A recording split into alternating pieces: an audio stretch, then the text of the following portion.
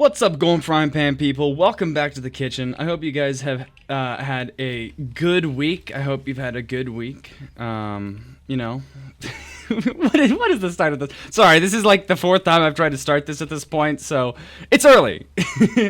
But you know what? I was just motivated. I woke up early, and I was like, you know what I need to do? I need to make this video early, and so. I did everything early because I was, I was so moved to. But that's kind of something that I want to talk about today. Motivation. I recently read a very interesting story. I'm not going to talk about that because it's like every other week I talk about a different story about how, my perception has changed because of some new insignificant story. And also I'd probably get made fun of. I don't know. This is far from the most embarrassing story that I've read. But still, whenever you look at motivation, there's really two factors to look at. There is push and pull factors, which whenever you think about it, motivation's also kind of like what philosophy is about. I'd say. I'd say that may be me speaking entirely speaking out of my rear end, my hind quarters, if you could believe that. But it is interesting, right? Whenever looking at why we do things, it tends to be very simple. Whenever you boil it all down, either we want something or we don't want something. Right? Those tend to be the pretty consistent factors, right? When looking at why things happen, right? And of course, right? It only makes sense that we run from things we don't want and we run towards things we do want. And there's been debates since the beginning of time since people started arguing about things, which is more effective? Dude, I wanted to get. That guy was pleased with himself. About which one is more effective, I guess, more productive, which one does a better job. But obviously that's not most of the smartest philosophers of our day, of our time, acknowledge that it's kind of really ridiculous and silly and stupid to think of it in like, oh, there's the right way and the wrong way. That's not like how reality works. I mean, for some people there is things that work better and worse, but generally it's going to be a mixture, right, of what we're coming from and okay, cool. Thank you, Medic or Angie. That's very awesome and cool. Thank you. I'm giving this guy hate for no reason. Not no reason, but still. I might be over hating on this engineer fellow. He might not actually be all that bad. Motivation is definitely difficult to keep from because, whenever it's something that you get the motivation, whenever you're being pushed, right? Or I guess whenever you're being pulled, whenever it's something that is positive, that tends to be a lot more reliant on you, right? And what you particularly want. If I don't think it's good to mix up, internal and external motivating factors. That's not necessarily the same thing as a push and a pull. While it is more likely for, a pull to be an external motivator, that still could be entirely something internal, right? Something that you particularly want to deal with or go through or something like that. I don't know. But regardless, they're not exactly the same. While they are kind of correlated, they're not the same. And it's figuring out what's particularly good to motivate you, because it's different for every person, right? No one person will get the exact same amount of motivation from every single thing. However, that sense of motivation is essential in getting things done, right? Figuring out what particularly motivates you and what makes you work more efficiently, right? There have been entire wars won, countries forged because of that sense of motivation and purpose, really. Figuring out what particularly motivates them. And that's not something that I can really discover for you, right? Whether or not if you're motivated by other people telling you you need to get something done, or if it's something that you need to tell you something needs to get done. Those external motivating factors tend to be a lot more... well, they're easy to come by. They're easy to execute because they're not really reliant on you, right? It's like joining the military. It doesn't take a whole lot of discipline whenever you have a guy yelling at you 24/7 that if you don't listen to him, there will be a pretty direct external motivating factor that pushes you forward, right? You're not necessarily pulled whenever you're in the middle. Well, sometimes you are. That any great motivating system will exercise both, as I stated earlier, right? Looks like I didn't need to be over there anymore. But it is a prominent thing, right? Where you will not just find good motivation in finding like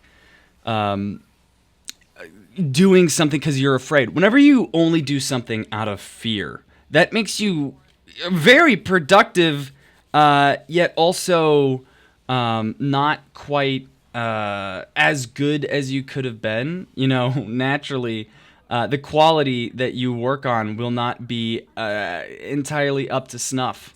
Okay, there. I didn't get trick stabbed. Didn't get trick stabbed again. Awesome. I'm really improving, guys. I'm getting better. I'm getting so much better. But it is something that is, you know, whenever you are constantly living in fear, there's multiple different avenues of existence that you tend to ignore, and tend to kind of like just not really care as much about, right? After all, it's something you can't afford to care about, right? And so in that way, it is very important to have a good sense of balance. Oh, yeah, that's right. My the item servers went down for a whole round. But yeah, it is something that is very important to keep in mind. What particularly motivates you, right? Because you can seemingly come from nothing, and it could be a huge aspect to your success, right?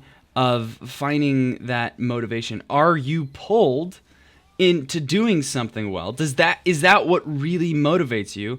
Or is having that thing that's pushing you constantly forward, into being who you want to be? Is that what really does it for you? It's like going to the gym or eating healthy, right? Do you go to the gym because you really want that beach bod, that you know, hot bod, that where your, you know, pecs are super defined and everyone is ogling at you and drooling and everything like that because you look great? Or is it because you're afraid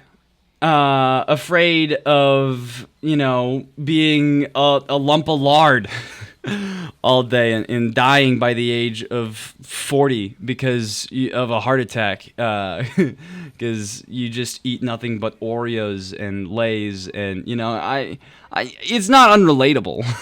But it is still something that is good to keep in mind. What particularly motivates you, right? Or is it is what motivates you the fact that you have a gym membership? Or maybe it's your mom telling you, hey, go to the gym, don't be a fatty, you're embarrassing me. And does that motivate you? Or I know that historically one of the most famous and efficient motivators is spite. There has been so many different things that happen entirely to spite someone else, and I find that hilarious because it's kind of like it's effectively both a push and pull.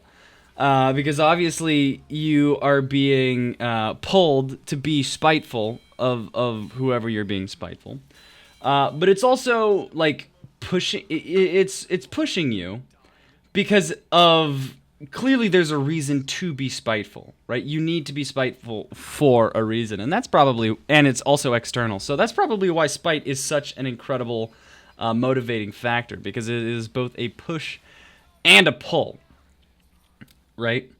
But having a motivator, unfortunately, is not quite as linear as just figuring out what you want or what you don't want, right? And to make it even more needlessly complex, what? To make it even needlessly more complex, sometimes it'll change from moment to moment, which, you really, it's not great. Actually, it's not great because you constantly have to do this game of, like, I spy with what motivates you. But that does not mean that you can't find it.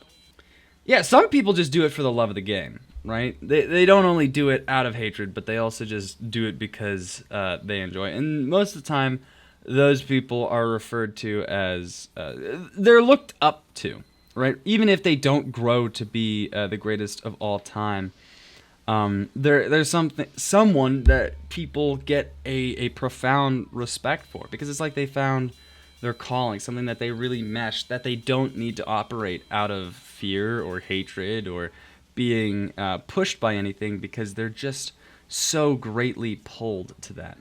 But that can be kind of really, they both okay.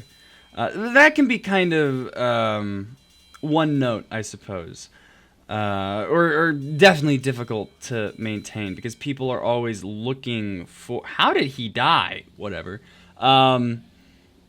People are always looking to find their perfect thing, whenever many times that perfect thing doesn't exist, or even whenever it does, some people do not have the discipline to really go forward and enact it. Because obviously it's very easy to say that you want something, but to continuously go through with it, to continuously work on it, and to continuously be motivated for it is an entirely different scenario, right? It really is.